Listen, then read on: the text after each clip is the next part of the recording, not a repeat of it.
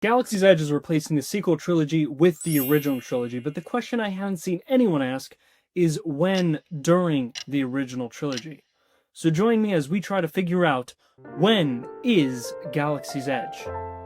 Since the actual changes haven't happened yet, we're going to have to go off of the information given to us in the StarWars.com official article.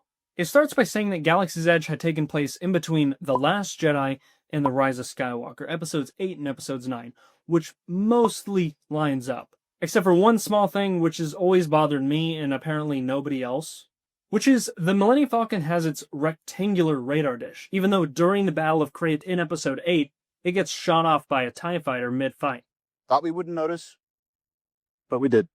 So, with the continuity that they've given us with the Millennium Falcon that we see in Galaxy's Edge, that means the rectangular dish was shot off, replaced by an identical rectangular dish, and then randomly replaced with a round dish for episode 9. Maybe Chewie got nostalgic, I don't know. But anyway, like I said, that only seems to bother me. I've never seen anyone else bring it up. I think the realistic thing is, it was just they were making the parks while they were making episode 8, so they didn't know it was going to lose another radar dish yet. The article then says that the park timeline will, quote, roll back several decades, expanding to span the events of Return of the Jedi and The Mandalorian. I don't think this surprised many people. Most of the content we've gotten from Disney Star Wars has been taking place after Return of the Jedi and before episode 7, but this just confused me because most of the photos I've seen around this article are of Darth Vader, clearly setting him up to be replacing Kylo Ren as the big bad evil guy in the parks. And that is exactly what will be happening, with Darth Vader taking the place of Kylo Ren in that First Order corner of the park, which is now going to be the Empire section. And this is because, as they put it, quote, we knew Vader had to arrive, end quote. That was the only explanation they gave. What? Sorry, but last time I checked, Darth Vader had been electrocuted, then he died, then he was turned into firewood so Luke could aura farm in front of a fire for a really dramatic shot, and then he turned into a ghost in front of our eyes. But now you're telling me, somehow, Darth Vader has returned.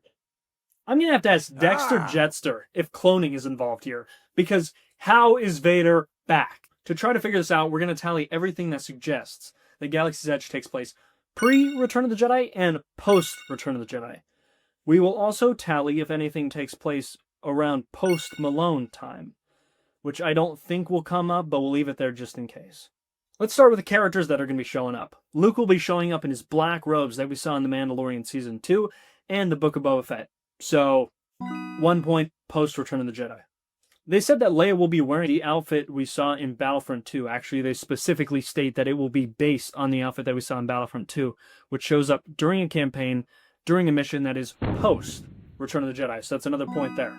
Han is also there, and not in Carbonite, and he doesn't have a beard yet, so I'm going to put it right post Return of the Jedi. Stormtroopers I'm not marking because they're not specific enough to narrow down to a certain point in time. I understand they could look like Rogue One Stormtroopers, Return of the Jedi, but really, you know how it is. They just use whatever costume's there, so I'm not marking that one. But Darth Vader, living, breathing, well, struggling to breathe, but you get the idea. He's not Blue Hayden Christensen. So that's our first point, pre-Return of the Jedi. The Mandalorian, Grogu, and Ahsoka will all be in their Mandalorian Season 2 outfits from what we know. So it's 3 points post-Return of the Jedi. They also mention Rey in this, but she will specifically be staying in that Rise of Resistance area, which is staying sequels themed. Alright, let's take a second and look at the chart real quick. And that is not looking good for pre-Return of the Jedi, but it's still a huge contradiction that Vader's there, so let's just keep looking. Currently, there is no news that they will be replacing the radar dish on the Millennium Falcon, so it'll still be the rectangular one, so I'm going to mark that as a point for post-Return of the Jedi. And if it doesn't take place after Return of the Jedi, that means the radar dish was a circle, then a rectangle, then a circle again, and then a rectangle, and then a different rectangle, and then a circle once again, which hurts my brain. And this is where our wild bantha chase ends. They say, and I quote again, they've spent a lot of time agonizing over every last detail.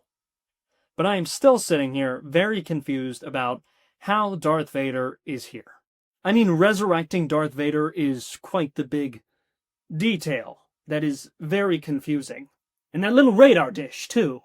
Maybe the tie-in comic will explain this, but I highly doubt it. I think they just want Vader there because Who doesn't? He's awesome. And also because he's been trapped in that Innovations meet and greet, that spinning prison that is a haunted old Innovations building. Anyway, thank you for joining me as we put together all these clues and end up nowhere. This was an absolute waste of time.